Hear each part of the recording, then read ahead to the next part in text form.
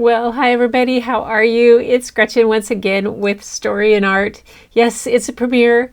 I am hoping that tomorrow night I will be able to go live from someplace back in the States, but I recorded this as a premiere for insurance sake, safety's sake, to make sure you had a story.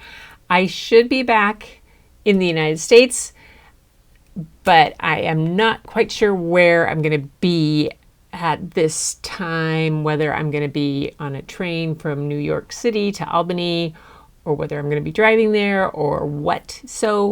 Or who knows? I could still be on a plane.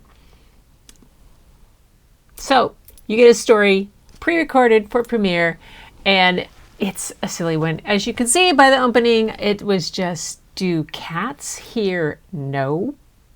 I found this book. It's by Isabella Kung, and she has quite the sense of humor and fun things that she's done. So here is, I found some information. So she's the author and illustrator of No Fuzzball, a picture book about a fuzzy feline despot who rules the house with an iron paw. Continuing her feline obsession, she's also illustrated over 120 cats for board books in 123 Cats and ABC Cats by Leslie Newman. She grew up in Hong Kong. She would create her own narrative and draw all over her textbooks, anything to make a dull concrete world more colorful. She's delighted she still does both. Her illustrations have received accolades from illustrations such as the Society of Illustrators and a lot of other places. Outside the world of publishing, she teaches illustration and watercolor classes at Storyteller Academy and Ector Lab. She's also a current instructor coordinator at the Society of Children's Book Writer International, SF South Region, that's San Francisco. She resides in San Francisco with her husband and two adorable, you guessed it, cats. She enjoys a good book, dancing, trying all kinds of foods, snorkeling, scuba diving, and traveling. Yay. So she is the author and illustrator of the book that I'm going to share with you tonight. And the book is called No Fuzzball. And here he comes. There it is. Let's get it to the size you can see it. There we go. No Fuzzball. By Isabella Kung. Yeah, look at those illustrations. I mean, the bright colors, the bold lines. It might be digital art, I'm not sure, but we'll find out. No Fuzzball.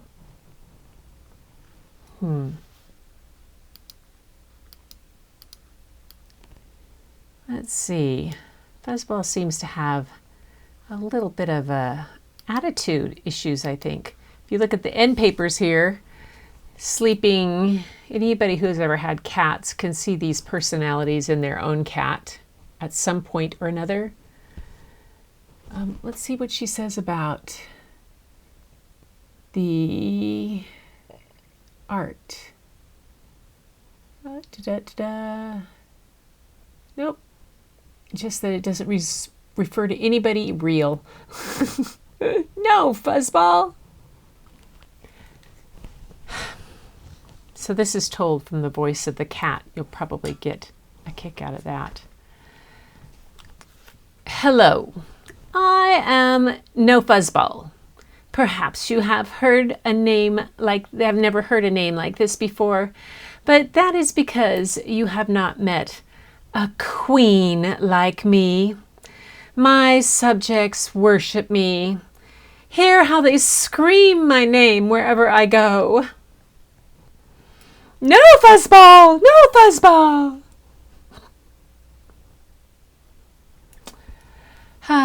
We live in my queendom in total harmony. See how my subjects all do my bidding. They entertain me, feed me, groom me, massage me, and shower me with presents. Oh, look! A new gift! What a perfect queen-sized bed. No fuzzball, no fuzzball, no fuzzball. Huh, they messed up my royal coat. Ugh, sometimes they can be just too clingy.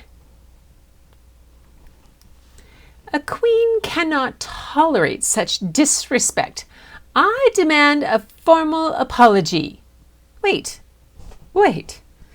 They left? Ah, how dare they forget their place? What has gotten into them? Ah, yes, of course. My subjects must have been ashamed of their behavior, and they went to find the perfect royal offering for me. Glad they took that disgusting, slobbering mess, too.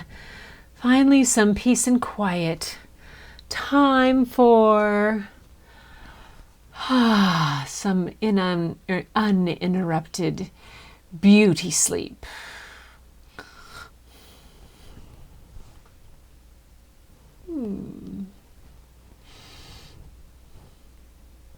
Oh, that nap was divine. Now, where is my personal masseuse? She knows I must have my daily massages. Hello? I am awake now. They are still gone? Where did they go? They have never been away this long. They are not that smart. What if they are lost or hurt? Maybe someone captured them. What if they just don't want to live in my queendom anymore? Oh. I know. I will be a charitable ruler. I will make them my finest beds. Spoil them with the greatest gifts. Nothing is too good for my subjects. I'll share my fanciest toys. They are family. I need to redecorate the palace too. I must redesign the racetrack, carve out the best napping places, and freshen things up with my signature style. They are going to love my royal renovations. Ruff, ruff. What is that noise? My subjects have returned home? Fuzzball! Wait, what did they call me? Has it been so long they've forgotten their queen's name is? No fuzzball, no fuzzball, no fuzzball! Ah, they love me.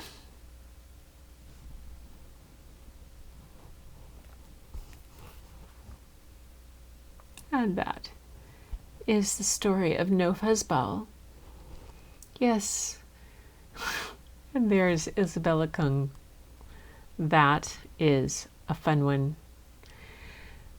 I figured I could do something completely goofy with a crazy fun book for this night. It's a short one, yes, I know, but still lots of fun and just bright colors. We'll have to see who's drawn some crazy cats while I've been gone. If you've done anything, send them to me. I'll be home in a few days and we'll be back to our normal routine of sharing and caring, but I'll still be back tomorrow night. With any luck, I will be able to record while I'm at this Children's Book Museum and include that. I don't know if I'll be able to include it in tomorrow's show, but I will probably at least do a YouTube live outside of Keeping It Real, Story and Art from the Children's Book Museum. It's the Eric Carle Museum in Amherst, Massachusetts. There's these kind of museums for children's books, illustration, and literature all over the world. And Eric Carle decided that it was time we had one in the United States, and he established it several years ago. And this is my first chance to come to it, and I'm very excited. So everybody, I hoped you liked the story of No Fuzzball. Perhaps illustrate your own about your own cat if you have one, or write your own about their crazy antics and whatever their names are. Really, what kind of names have you had for your cats? My cats, I'll leave you with this, the names. We had a cat named Garcia that I gave to my husband when we were first married. Garcia was quite the cat, had a crooked tail. Then, when the girls were little, Annalena got a kitty, and she named it Sheep, as in Baba, black sheep, because it was a black kitty. She was going to name it Roast Beef or Banana, because the bananas always went dark, but she named it Sheep. Then we had Q-Tip, because Q-Tip liked to get the Q-tips out of the garbage can and play with them, so that was Q-Tip.